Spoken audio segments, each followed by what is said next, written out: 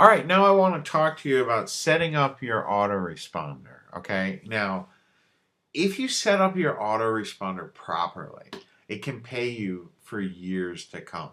Okay, it really can. If you set it up properly, it can pay you for years to come. There's many reasons for this, but the main thing is once someone's on your list, so long as they stay on your list, you can mail to them for years to come. Okay?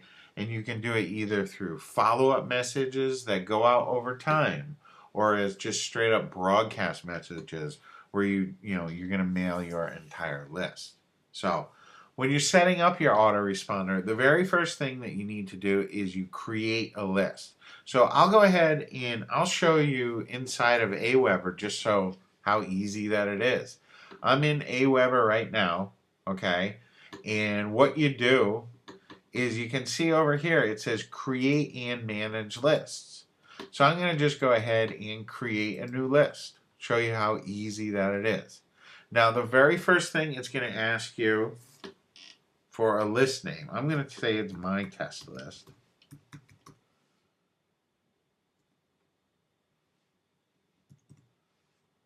Okay, we're going to name it and then give it a description, my test list test. Okay, it's coming from me. It's got an address. Now, you can set up Aweber to give you notifications. I generally don't, but you could enter your name and email, and every time someone signs up to your list, they'll send you an email. You know, it's fun at first, but you'll find it gets annoying after time. So make sure you go ahead and save your settings. So we've got our first list, it's created, my test list. And then next what we can do is we can personalize our list. What we can do is we can brand our list with all our information.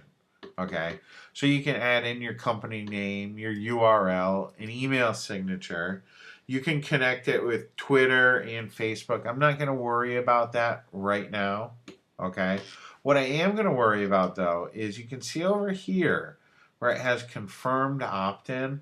A lot of people think that you have to go confirmed opt-in. What that means is when someone enters your email list, they have to confirm their subscription before they'll get emails from you. And I recommend you turn it off. Okay, and all that, like, they strongly suggest you leave it on.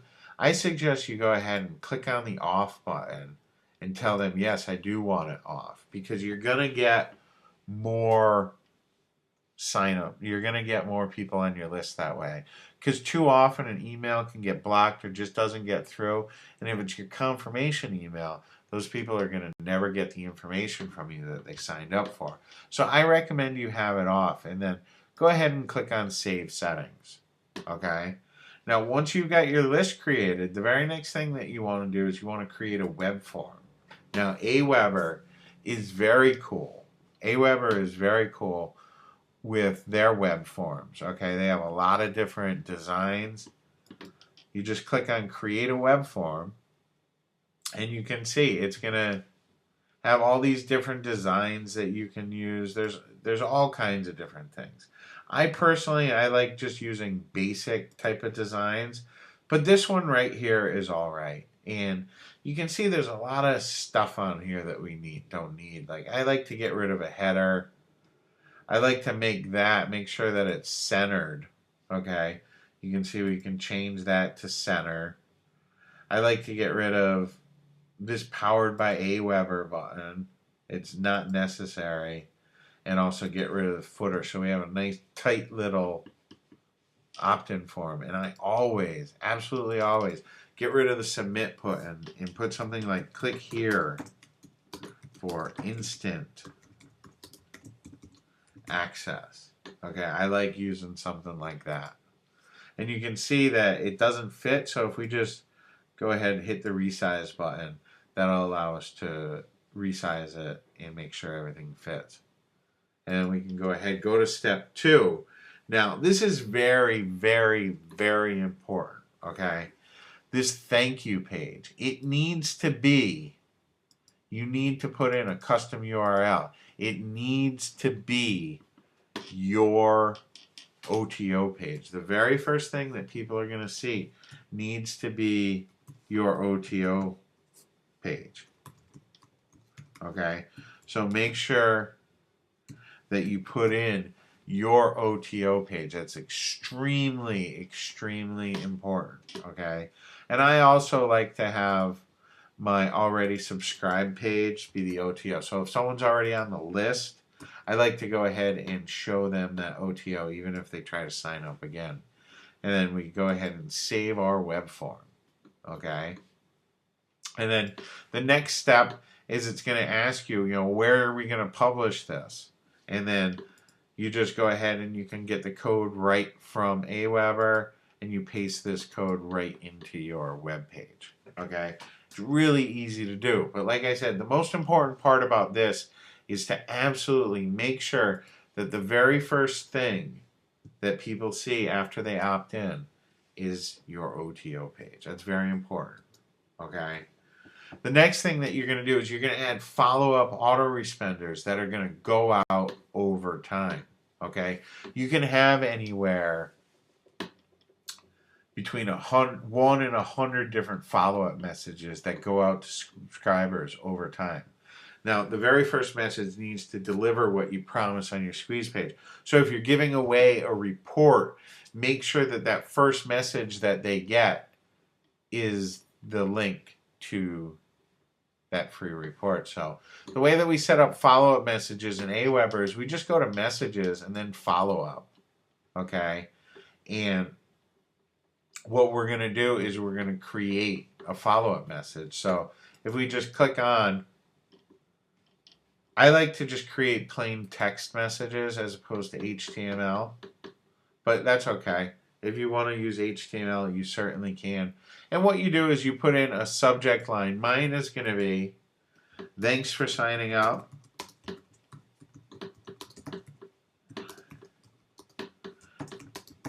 Your download. Okay, because like I said, you want to make sure that that first email that they get is your download. Okay. And then in here, we're going to put our message. Here is your download. Thank them. Okay. And then the link. Okay, very easy, very simple. And then we can just go ahead and go next. They're going to ask us, do we want to track clicks on website links in this message? Yeah, I like tracking my clicks. And then it's going to save and exit out of there. Okay. And this email, the first email is always going to go out as soon as they sign up. That's what this interval is. So we can go ahead and create another new message. Okay.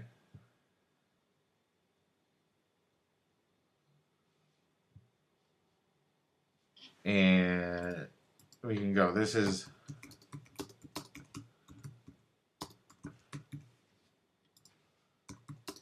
put in your message,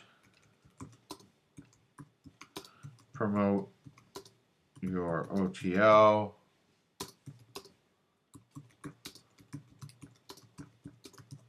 your list, and tell about yourself and how you got involved.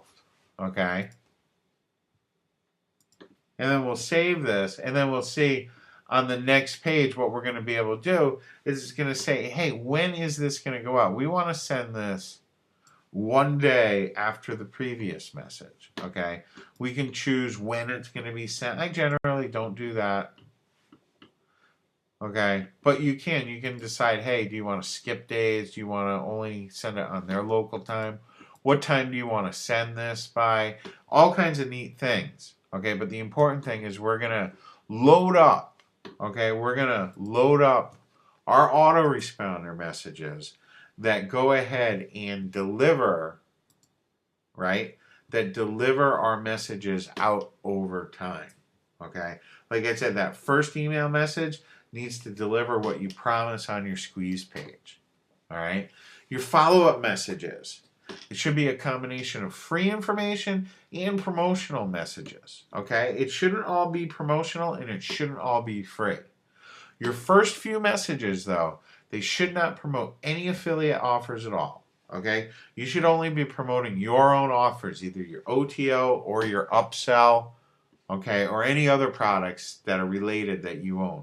But don't send off traffic to an affiliate offer. And get personal with your list. Share some stories and interact with them. Don't just sell to them, okay? A list is living. It's not just numbers. There's people on those lists. Get interaction. Ask questions of your list. Interact with them. Be personal. And you're going to find your list will treat you very well.